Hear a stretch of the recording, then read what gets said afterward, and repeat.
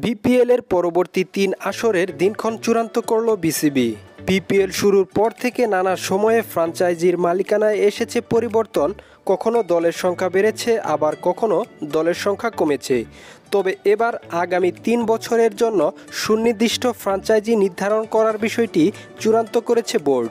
তো বন্ধুরা, আজকের এই ভিডিওটিতে আমি আপনাদের 2023, 24 এবং 25 সালের যে বিপিএল এর সময়সূচি রয়েছে সেই সময়সূচি সম্পর্কে আলোচনা করব। কয়টি দল অংশগ্রহণ করবে এবং কবে খেলাগুলো শুরু হবে বিস্তারিত আজকের এই ভিডিওটিতে জানিয়ে দেব। তো বন্ধুরা, অবশ্যই ধৈর্য সহকারে সম্পূর্ণ ভিডিওটি দেখবেন।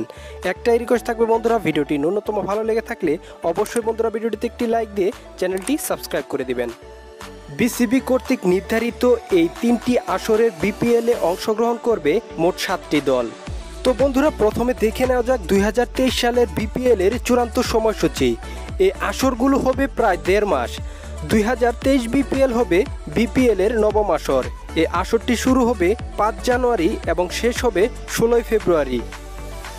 বিপিএল এর দশম আসর অর্থাৎ 2024 সালের বিপিএল শুরু হবে 6 জানুয়ারি এবং শেষ হবে 17 ফেব্রুয়ারি।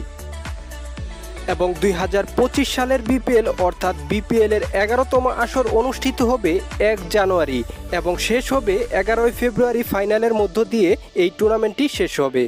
তো বন্ধুরা, এই ছিল মূলত 3টি আসরের সময়সূচি। অবশ্যই বন্ধুরা কমেন্ট বক্সে জানাতে ভুলবেন না আপনি কোন দল সাপোর্ট করেন বিপিএলে। অবশ্যই বন্ধুরা আপনার মূল্যবান মতামতটি কমেন্ট বক্সে জানিয়ে দিবেন।